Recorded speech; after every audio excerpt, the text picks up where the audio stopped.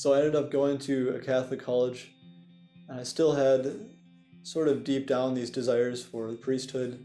I wasn't sure if it was what the Lord is calling me to do, but I felt like I should at least put myself in a place to continue to think about it and to discern it.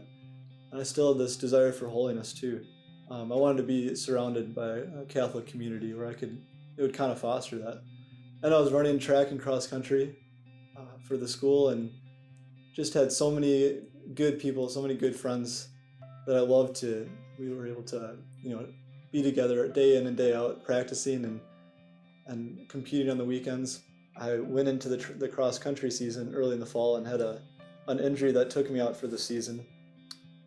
And it was this little thing that it took me out of what I was used to, out of the normal environment, out of all the good things that I've been part of, and kind of forced me into a place of poverty and a place of having to be abandoned to the Father's will.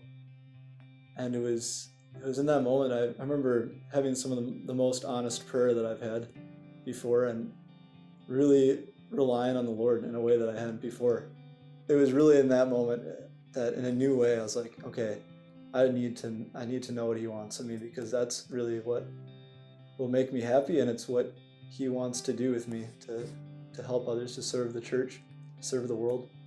And it was a new seriousness and a new desire to know that calling. So I started seeing a spiritual director, one of the monks at the college, and really all he did was teach me how to pray. But that really changed my life. But I remember in prayer one time, the Lord really made it clear that He wanted me to commit to Him wholeheartedly, to like go all in for Him. And again, I didn't really know exactly what that meant, but I knew that I needed to respond to that call and to answer in some way.